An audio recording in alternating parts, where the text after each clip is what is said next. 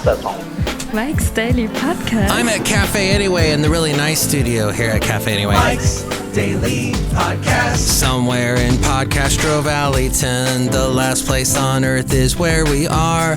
It's episode 25, 40. The last one was called Far. That's because we were talking about people that come from faraway places, and we discussed immigration and stuff, and I kind of made some mistakes. And when I was talking about Mike's Daily Podcast, I mentioned an organization with a Spanish name, and I said it all wrong according to my lovely lady friend who speaks Spanish Mike's fluently.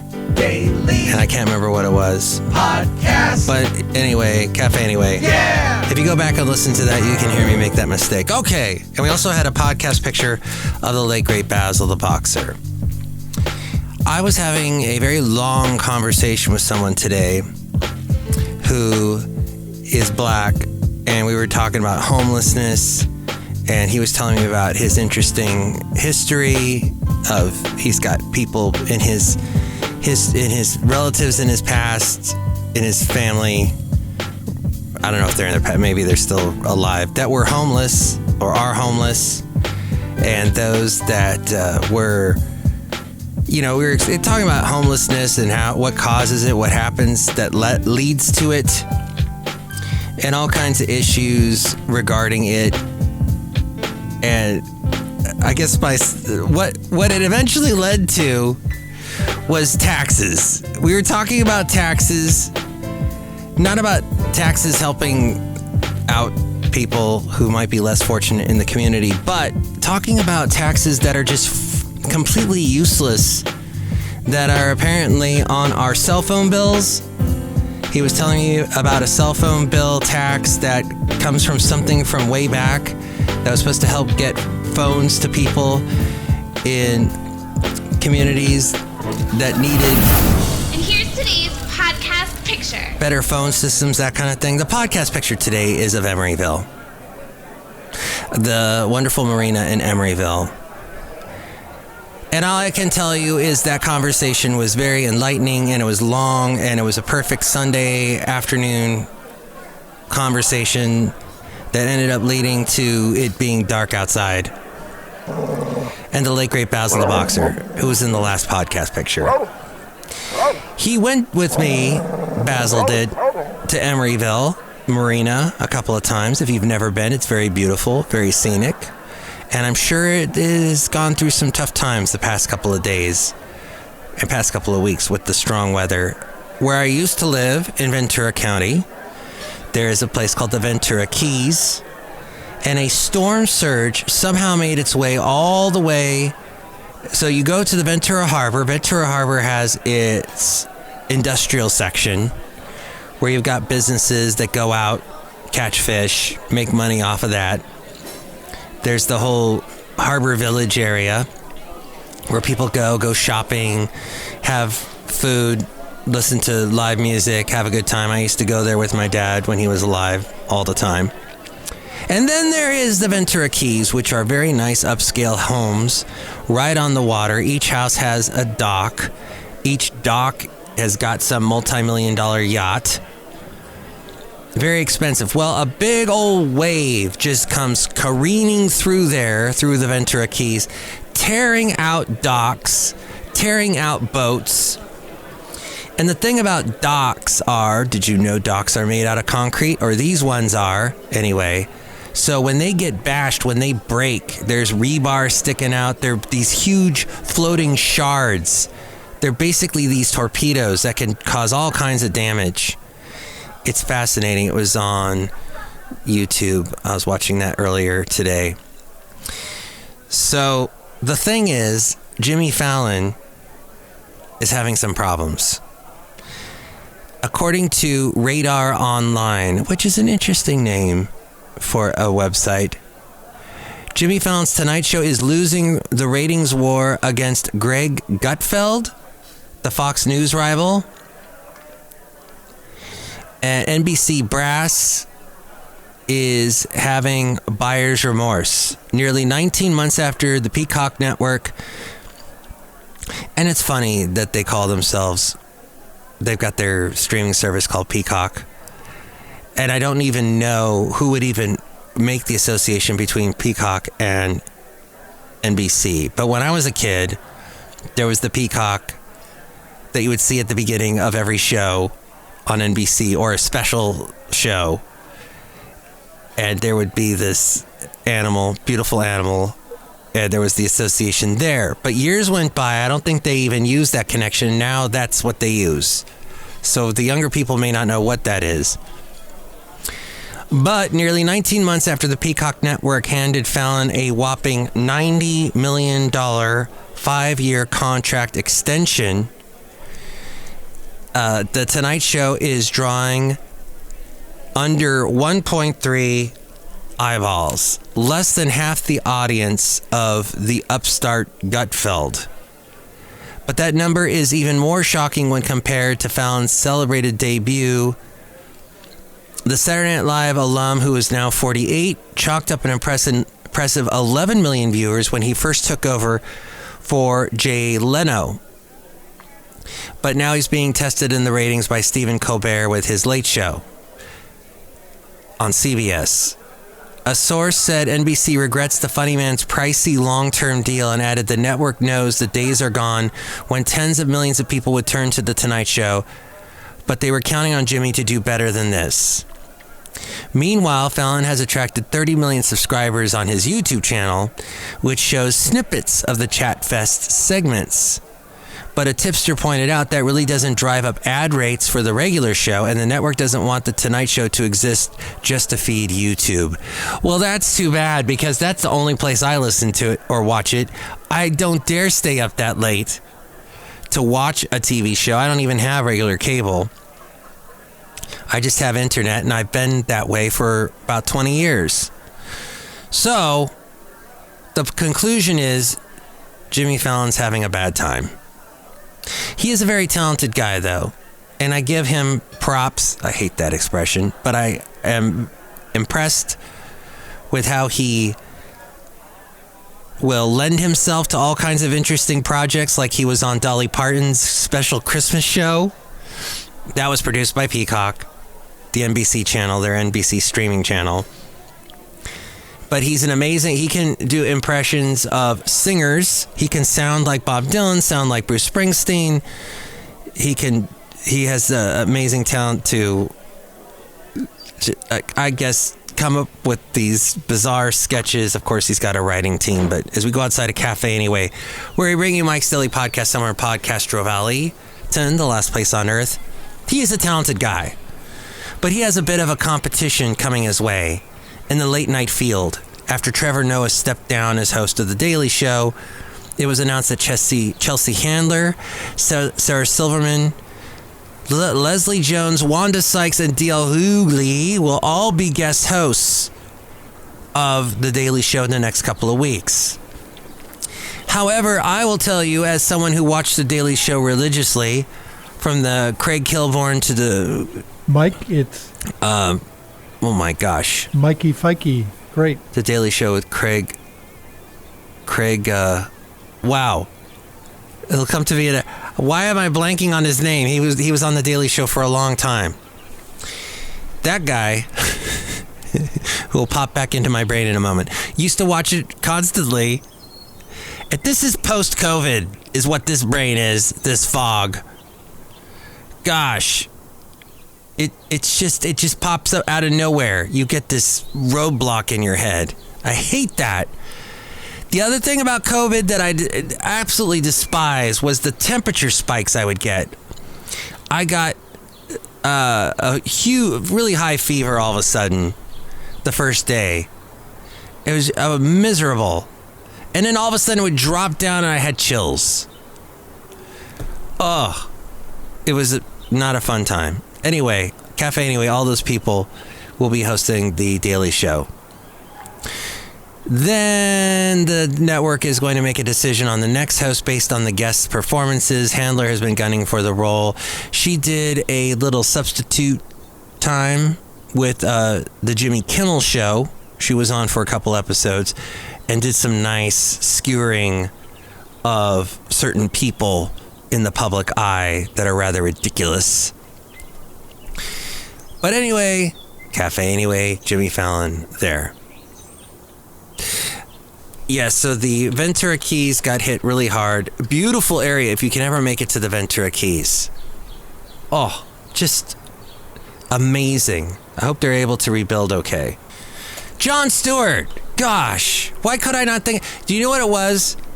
I knew there was a thing with Craig Kilborn and a connection to someone else named Craig when he left the show. And at first I thought, oh yeah, the guy that replaced him on The Daily Show was named Craig. No. The guy that replaced him when he left The Late Late Show. You remember he took that over after Tom Snyder left, the late Tom Snyder? Craig Kilborn took that over, and he remember he had Dido in him, had a little fling going on the TV. Then he left, and they did the same thing. A bunch of rotating guest hosts. I think John Mayer was even a guest host one time. They were all terrible, and then all of a sudden Craig Ferguson came along. That's right. So he went from a Craig to a Craig, basically. So the Ventura Keys had this awful, horrible thing happen. To work quickly. It's really risky what we're doing. We're moving. That's Captain Carson Shevitz. Ooh, Shevitz Regal. He owns a toy boat, not a toy boat, towboat company. So he's helping to salvage and pull out all these crazy docks that collapsed. Moving concrete barges with sharp corners and frayed concrete falling off with rebar sticking out along some really nice yachts, some $250,000 yachts in the back there. So it's not something that we want to do unless we need to. So we probably moved 7, 8 docks. There are a lot more back there that the safest thing was to leave them until conditions calm down. In addition to the dock, we probably moved 5 or 6 boats that no longer had a place to go. Today we had Wow. All right. Now on to something completely different. No, it's not different at all. Outside of Cafe Anyway here in Podcaster Valleyton, where it's going to rain like crazy tonight. So Meta, that Facebook company, I've hated Facebook for a long time. I know a lot of you still go on Facebook because you're 17 or you think you're 17. And Facebook was a big deal at one point, about 15 years ago. And some guy, Ray Gonzalez, I think was his name, was in my high school graduating class. And he got it in his head, hey, this is going to get everybody back together from the high school. Going to get everybody back together. We're all going to connect and going to get to relocate old friends, that kind of thing. So he emailed me through Facebook. He found me somehow. And, well, he basically recruited me for Facebook. So I would not be on Facebook if it wasn't for that guy. Did Facebook pay him any money for recruiting me and pulling in all the other people from? No, we all voluntarily jumped in and gave Facebook all that money because now we're locked in and they got all our information and they're harvesting us. And did Ray Gonzalez make any money? No, he didn't. Did I connect with a bunch of people that beforehand had to use, what was it, graduates.com or something like that? They'd have to pay like $30 to track people down? Yes, it made it a lot easier. Facebook made it easier.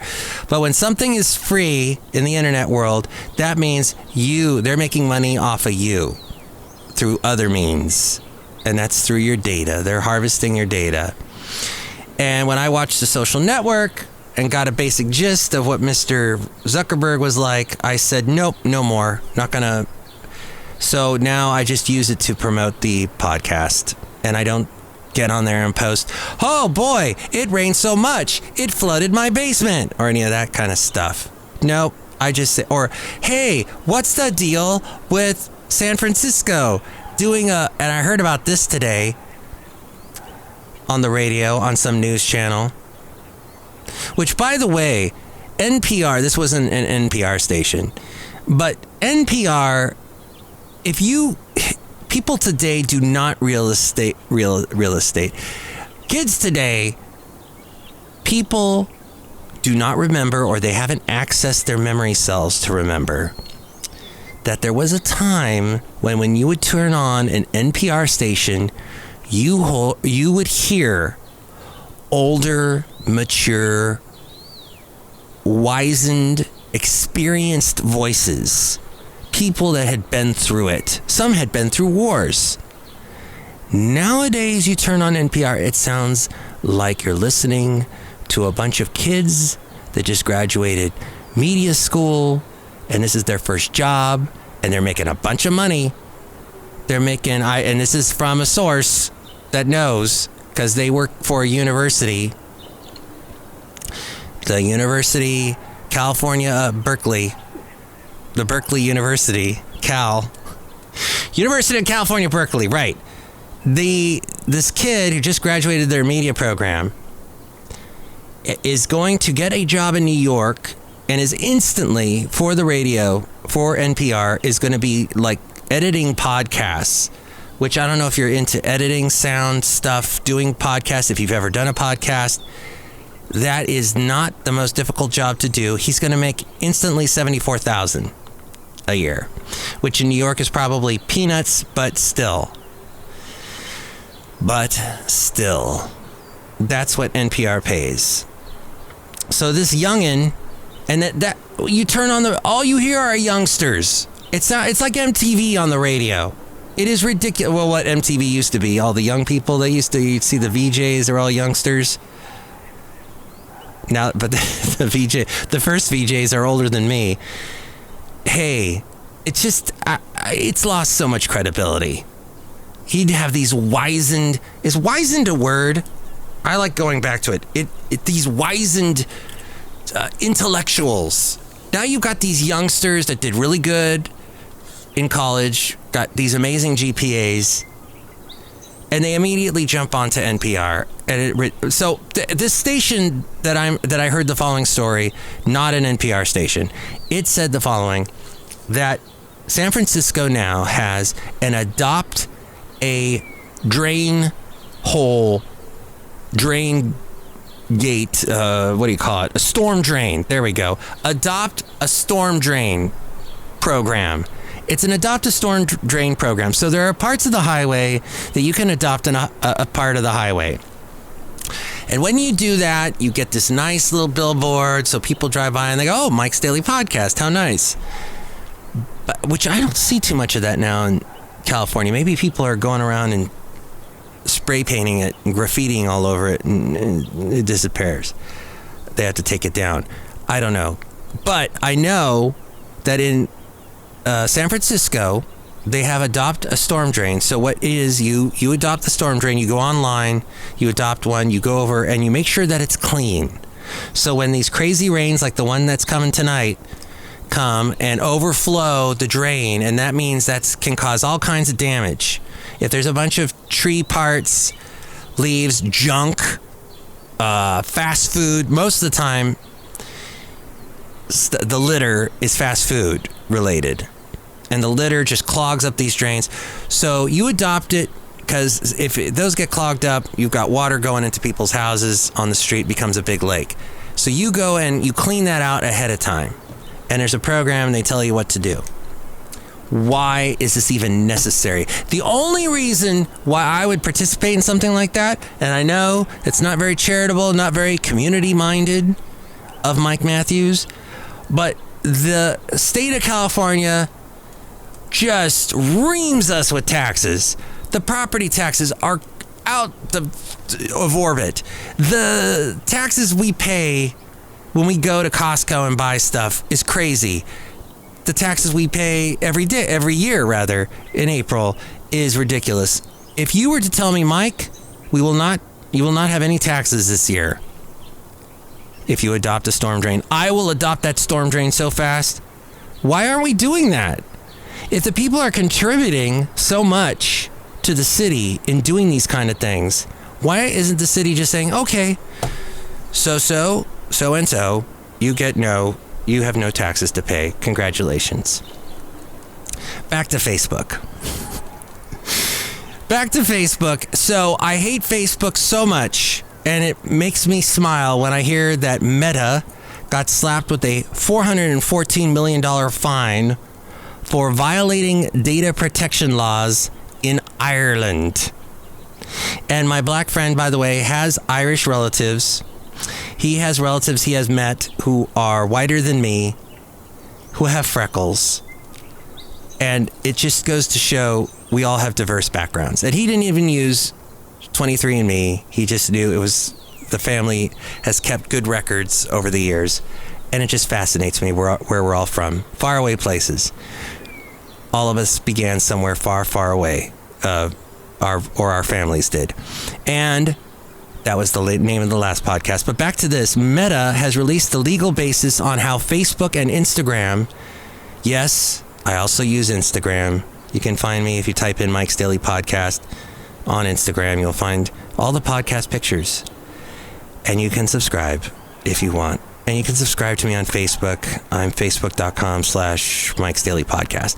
But all I do is post stuff about the podcast.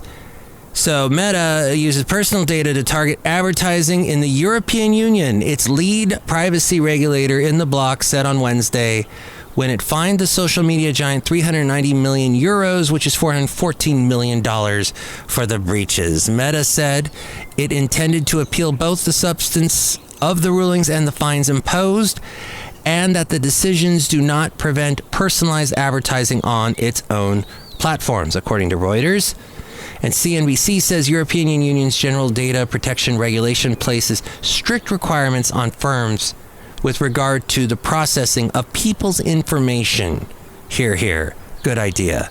Firms that run afoul of the rules risk facing penalties as high as 4% of global annual revenues. They're harvesting us. Harvesting our data anyway. Soylent Greener people. Tech companies continue layoffs. The Wall Street Journal says Amazon layoffs will affect more than 17,000 employees, a higher number than the company initially planned, and one that would represent the most reductions revealed so far during a wave of cutbacks at major technology companies. According to the people familiar with the matter, the Seattle-based company in November said that it was beginning layoffs among its corporate workforce, with cuts concentrated on its devices, business, recruiting, and retail operations. Yeah, the Alexa thing apparently is not doing too well. They thought originally Alexa would be the source. By the way, you can listen to Mike's Daily Podcast on Alexa. You just say, Alexa, play Mike's Daily Podcast. And maybe it did a beep just now and did exactly that. Or it said, I need more information. You need to open an app for that. Open the Pandora skill. And it'll do it. CNBC says Salesforce said Wednesday that it is slashing 10% of its staff, Salesforce is, and curtailing office space. Yes, more people working from home. The cloud-based software, and did you hear, I don't know what study this was, but people are more happy if they go at least 15 miles away from home 5 times a week. Yes, they need to get out of the house, basically. Get out of the house is what that suggests. The cloud-based software firm had over 79,000 employees as of December. The layoffs, part of a broader restructuring plan of Salesforce, are the company's latest headcount reductions after it let go of hundreds of employees back in November. And let's see, 2 more interesting stories happening right now around you. I said the number 79,000. 70,000, yes, that's a big number too. That's the amount of diesel trucks that California is banning. The move will provide another setback in an already disastrous supply chain crisis. However, as of the middle of December, that supply chain issue that was happening down in San Pedro, or San Pedro as we all called it when I was younger, because we were really white in my family. San Pedro, in that very interesting, it's even got a New England village in San Pedro. Oh, and you can go from there to Catalina, which is 26 miles across the sea. And you can also go whale watching from there. And it's just, just north of Long Beach, south of Palos Verdes. But here's the thing. That supply chain bottleneck that was happening, where there were all these big, huge containers just sitting there with all their products, just sitting there waiting for someone to pick it up. That all ended in mid-December. I found out listening to Marketplace with, "Hi, this is Kai Rizdal. The markets did really well today. I'll find out more next. This is Marketplace."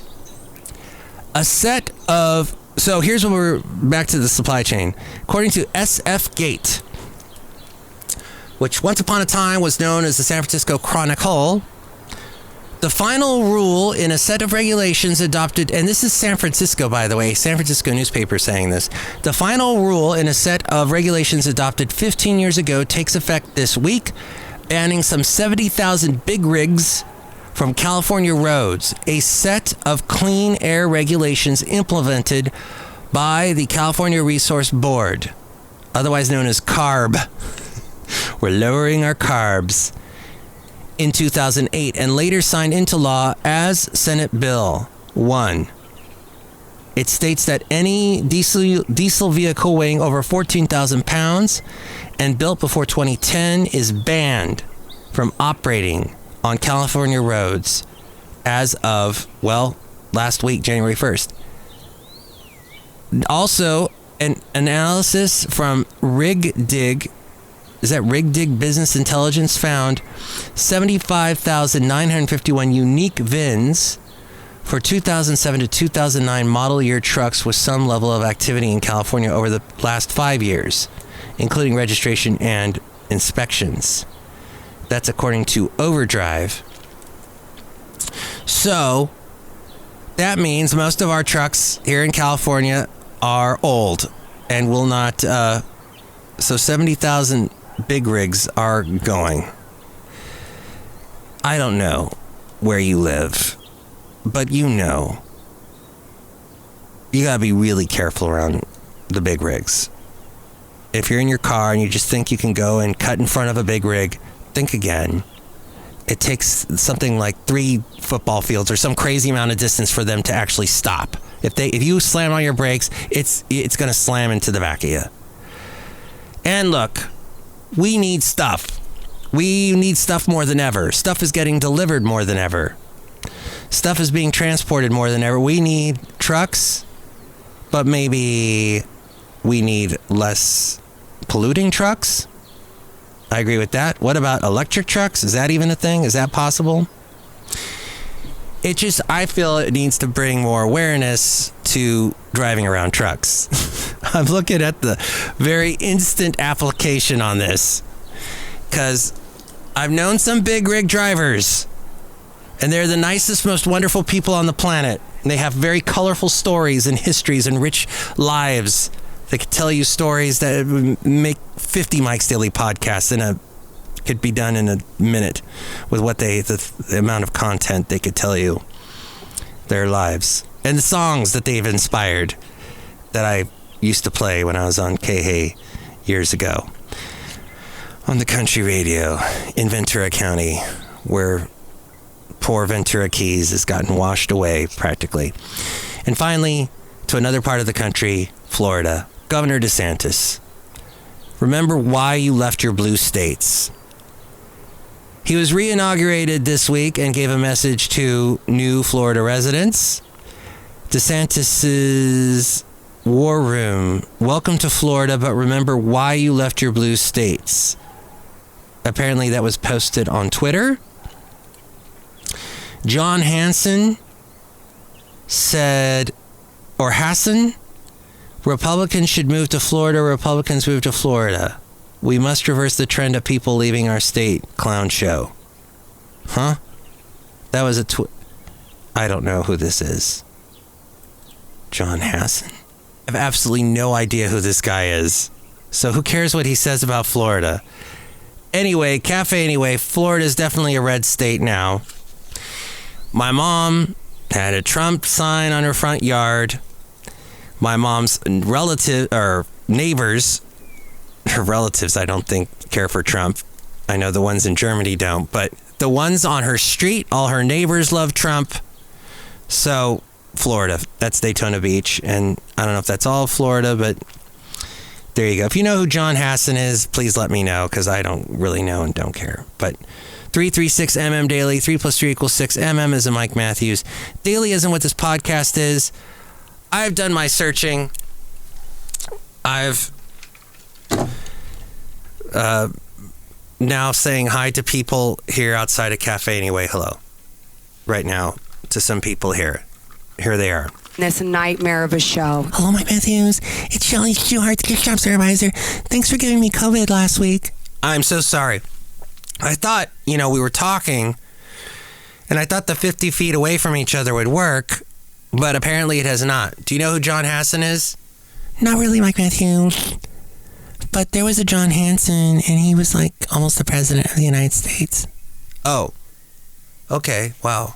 Chely's smart. Look who else is here. Oh, Mike, this is Floyd the Floorman. And this is John Deere, the engineer. Mike, I just got over the COVID and tested negative today, and I want to thank you for giving me the COVID, because now I got antibodies. Good for you. I would like to tell you that I want to do all kinds of things differently this year. I'm going to try to make sure that this podcast is a little bit more frequent, is a little bit more daily. I know to try to make this daily requires me to sacrifice something.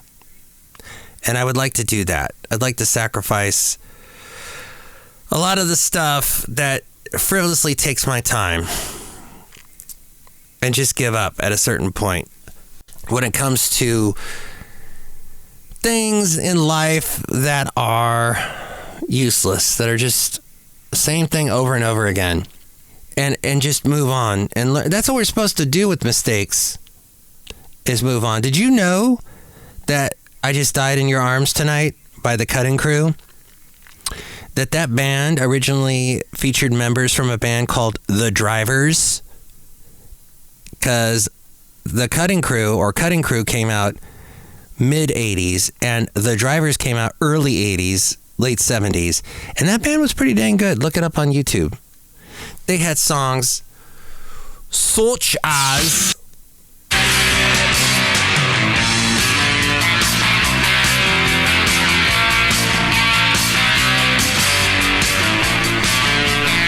that's called The Right Time. And I guess this is the right time to wrap up the podcast. Next show, it'll be the wonderful Benita, the Disgruntled Fiddle Player, and the Brewmaster. Chime in about anything we covered today. 336mm daily. 3 + 3 = 6. As in Mike Matthews. Daily as in what this podcast will try to be. Let's sundown some stupid taxes, shall we? And let's adopt a drain. Why? Because we're wizened people.